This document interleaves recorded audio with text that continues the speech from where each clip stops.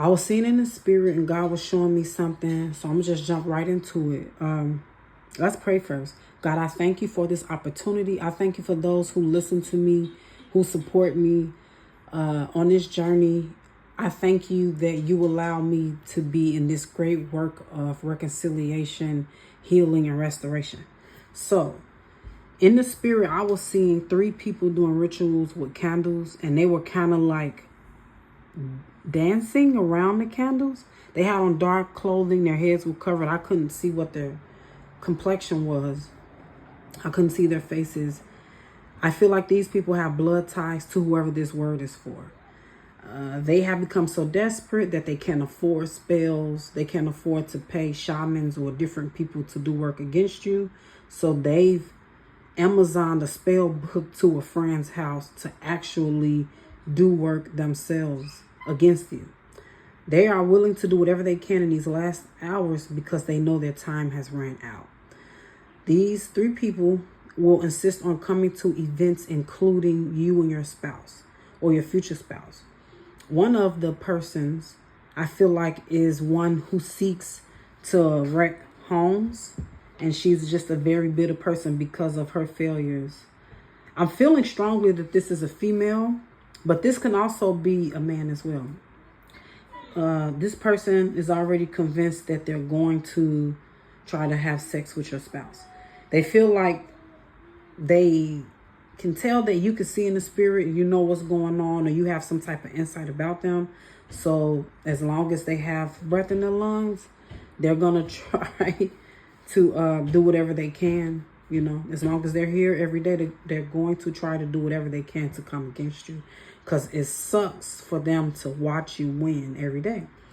Due to it being, let's see, what do I have? Due to it being her, it can cause y'all divorce. Oh, so this person, specific person, I feel like has such of a close tie to you, and she feel like, yeah, she could pay somebody to try to trip up your spouse, but she feels like she will be the perfect person to do that. And at this point, she's okay with, you know, putting herself on the fire, on the altar, so to speak. And she also knows that it would hurt you enough. She's trying to prevent further blessings in your life. She's trying to trigger you to go back into a dark hole. I keep saying she, but again, this can be a guy as well. And then I also put down that, you know, this person probably had sex with one of your exes before. And I hesitated in putting that down, but I feel like you already figured so. You know, maybe this person is known to have already done it to their siblings and their friends. And so it's like, you're not even, you know, you may or may not be that close to them, you know. And so why wouldn't they have done it to you, especially if they have such a vendetta against you?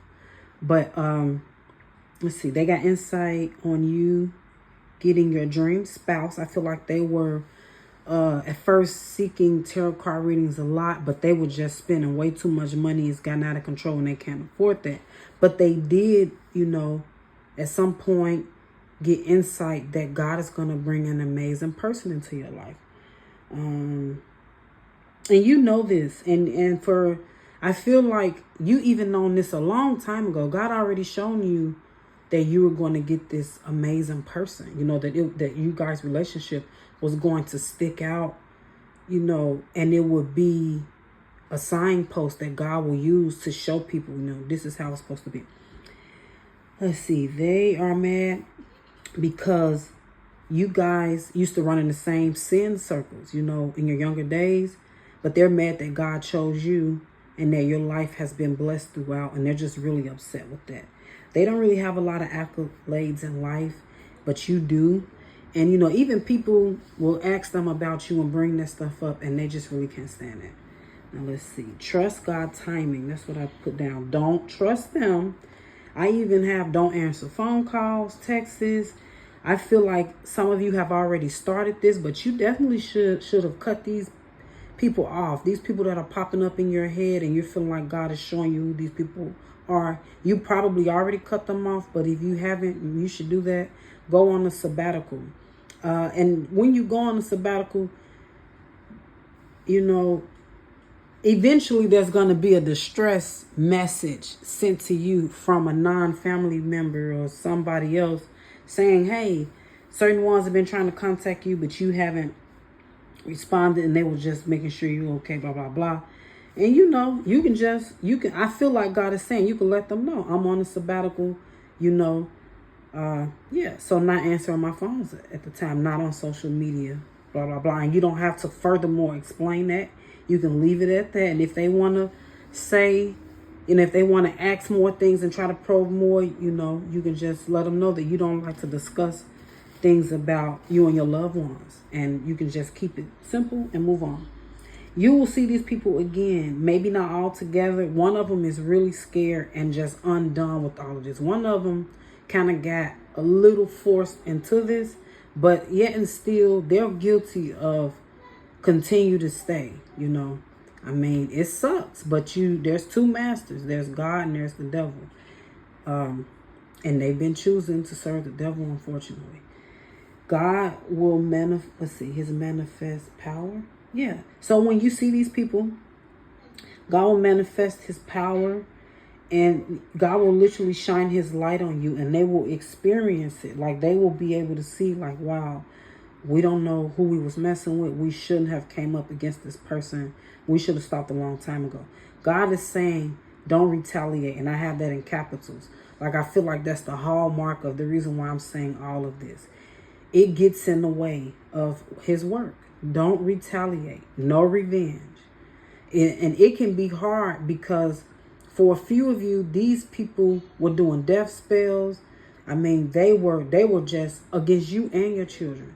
And it's hard to, find out, like, man, you had sex with my exes, you're doing all this, blah, blah, blah. And then I'm just supposed to be around you and not want to retaliate. That's exactly right. Don't retaliate.